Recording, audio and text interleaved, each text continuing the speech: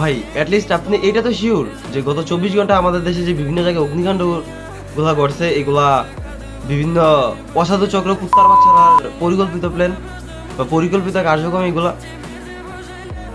মানে কালকের একটা দিন যে অনেক বড় বড় ধরনের 7টা দুর্ঘটনা ঘটছে আমাদের বাংলাদেশে।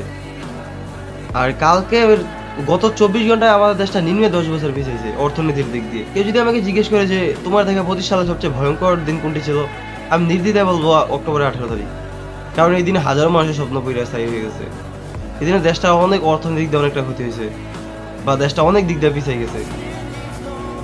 কালকে যে বড় বড় 7টা ঘটনা ঘটলো, শাহজালাল আন্তর্জাতিক বিমানবন্দরে আগুন, তারপর বিমানবন্দরের সামনে ফ্লাইওভারের উপরে গাড়িতে আগুন, ইভেন আমাদের কুমিল্লা দাউদকান্দিতে সেতুর উপরে একটা ট্রাকের ভিতরে আগুন লাগছে, কক্সবাজার ইন্টারন্যাশনাল ইউনিভার্সিটিতে আগুন, সোনারগাঁওয়ে মেঘনা গ্রুপের একটি চিনি কারখানায় আগুন লাগছে, ফরিদপুর একটি বাজারে আগুন লাগে 15টা দোকান পুড়ে একদম ছাই হয়ে গেছে।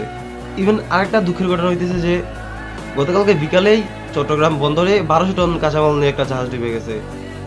ভাই এগুলো আমাদের দেশটা মানে একদম ধ্বংসের দিকে যাইতেছে। যে এই অসাধু চক্র তার বাচ্চারা এই দেশের ভিতরে এই কাজগুলা করতেছে, ওদেরকে ধরে ধরে আইনি ব্যবস্থা এনে খুব তাড়াতাড়ি এদেরকে শাস্তি করা দরকার। আমি স্ক্রিনে আপনাদের একটা ভিডিও দিতেছি, মানে জানি না ভিডিওটা কতটুকু সত্য বা উনি এইগুলা কি বলতে চাইছে।